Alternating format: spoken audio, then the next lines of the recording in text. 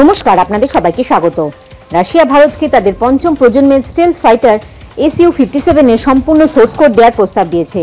এটা একেবারে game changer move. এই কোড অ্যাক্সেস মানে ভারত নিজের মতন করে এই যুদ্ধবিমানকে উন্নত করতে পারবে। আমেরিকার F-35-এ এমন সুযোগ নেই। এখন ভারতের সামনে বড় সিদ্ধান্ত, রাশিয়ার Su-57 না আমেরিকার F-35।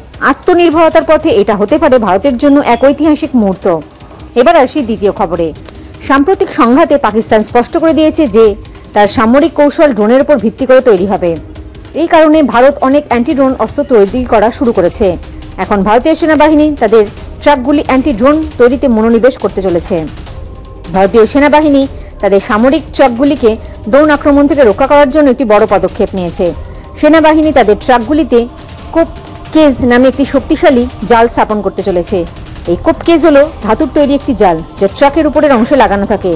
এটি ড্রোন দ্বারা ফেলে দেওয়া বোমা বা অস্ত্র সরাসরি ট্রাকে পৌঁছানোর আগেই থামিয়ে ধ্বংস করে। এই কৌশলটি ইউক্রেনেও ব্যবহার করা হয়েছে, যা সফল হয়েছে। সামগ্রিকভাবে বলা যেতে পারে এই জাল ড্রোন থেকে আক্রমণ প্রতিরোধে সহায়তা করবে। রিপোর্ট অনুসারে ভারতীয় সেনাবাহিনীর কাছে 60,000-এর বেশি স্ট্যালিয়ন ট্রাক রয়েছে, যেগুলি সৈন্য এবং সামরিক সরঞ্জাম বহন করে।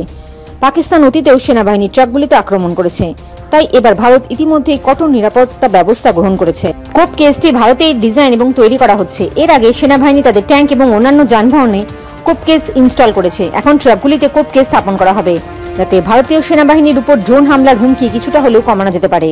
আসলে ট্রাক এবং সাঁজোয়া যানের উপরে অংশটি ড্রোনের মাধ্যমে আক্রমণ করা হয়, কারণ এই অংশটি খুবই দুর্বল। কিন্তু কোপিং কেস ইনস্টল করার পরে এই অংশটি সরাসরি আক্রমণের আওতায় আসবে না। জয় হিন্দ, জয় জওয়ান, জয় কিষান।